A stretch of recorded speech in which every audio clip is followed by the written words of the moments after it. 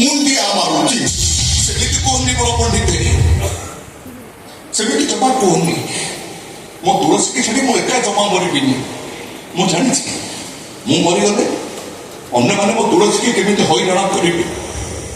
ଆମେ ପରା କଥା ହେଇଛୁ, ସାଙ୍ଗ ହୋଇ ବଞ୍ଚିବୁ, ସାଙ୍ଗ ହୋଇ ମରିବୁ। ଦେଖୁନୁ ତୁଳସୀ ମଥାରେ କେମିତି ଓଢ଼ଣା ସେମିତି ଅଛି। ଯୋଉଦିନ ତା ମଥାରୁ ଓଢ଼ଣା ଖସିବ ସେଇଦିନ ତ ପୁଅ ଜଗୁନିର ଆୟୁଷ ସରିଯିବ।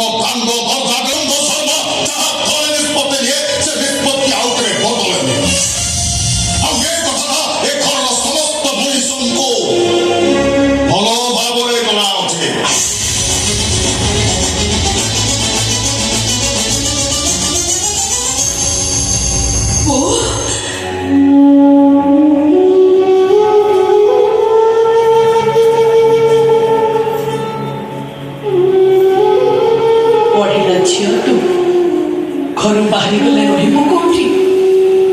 ମୋ ଜଗୁଲି ତ ଏବେ ଗଛ ମୂଳେ, ତତେ ନେଇକି ଯେ କୋଉଠି ଆଶ୍ରୟ ଦବ? ସେ ଖାଇବା ଫେରେଇ ନେଇଯା। ମୋ କଥା ମାନି ସେ ଖାଇବା ତୁ ନେଇଯା। ମତେ ଜମା ଭୋକ ନାହିଁ, ଭୋକ କୁଆଡେ ପଳେଇ ଗଲାଣି। ତୁ ଯଦି ସେ ଖାଇବା ରଖି ଏଠି ଛିଡା ହବୁ ସେ ଭୋକ ପୁଣି ଆସି ମୋ ପେଟ ଭିତରେ ପଶିବ, ମତେ ପୁଣି ଭୋକ କରିବ।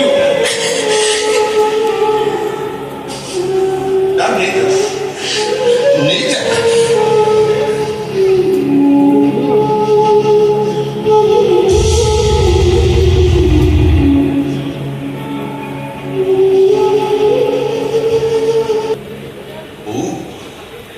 ଆସୁମତି ଅରୁଆ ଚାଉଳରେ ଭାତ ରାନ୍ଧିଥିଲୁ ନା? ତୁ କେମିତି ଜାଣିଲୁ? ବାସନା ହଉଥିଲା ପରା।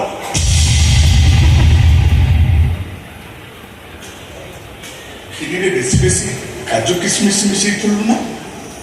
ତୁ ତ ଖାଇନୁ, ଜାଣିଲୁ କେମିତି? ମୁଁ କଣ ଜାଣିନି ତୁ ମତେ ବେଶୀ ବେଶୀ କାଜୁ କିସମିସ ବାଛିକି ଦଉ ବୋଲି? ଦେଇଥିଲି, ତୁ ତ ଖାଇପାରିଲୁନି। ଡାଲମାରେ କନ୍ଦମୂଳ, ସାରୁ, ପୋଟଳ ସବୁ ସରି ସରିକିରି ମିଶେଇଥିଲୁ ନା? ମୋ କଥା ମାନନି, ଆଖି ଯୁଆଡେ ଚାହୁଁଛି ସିଆଡେ ପଳେଇ ଯା। ଏ ମା, ତୁ ତ ବହୁତ ପାଠ ପଢିଛୁ, ଡାକ୍ତରାଣୀ। ତୁ ଚାହିଁଲେ କେତେ ଟଙ୍କା ରୋଜଗାର କରିବୁ। ଜଗୁନି ତୁ ସୁଖରେ ରହିବ, ଏଠି ଓଳି ତଳେ ଗଛ ମୂଳେ କାହିଁକି ପଡିବନି? ଯା, ଜଗୁନିକି ନେଇକି ପଳେଇ ଯା। ମୋତେ ଏ ଘର ଛାଡ଼ି ଚାଲିଯିବା ପାଇଁ କୁହନ୍ତୁନି ମା।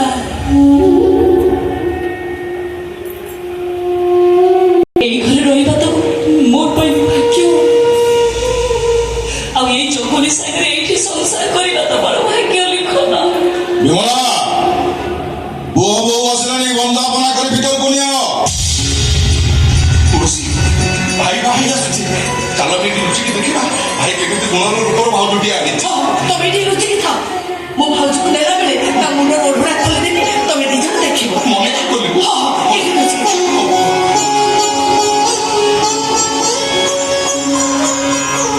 ତୁଳସୀ, ମୋ ମାମା କହୁଛି ନୂଆ ଭାଉଜ ଆସିଲା ପରେ ସେ ମାମାକୁ ବୁଝେଇବ, ମାମା ଆମକୁ ପୁଣି ଘରକୁ ଡାକିବେ, ଆମେ ସମସ୍ତେ ପୁଣି ଆମ ପରିବାର ସହ ମିଳିମିଶି ରହିବା।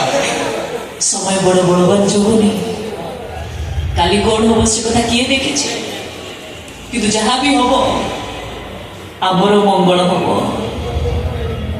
ଭାଗ୍ୟ ଭବିଷ୍ୟ ଜାଣେ କିଏ? ଈଶ୍ୱର ଅଗୋଚର ଥାଏ।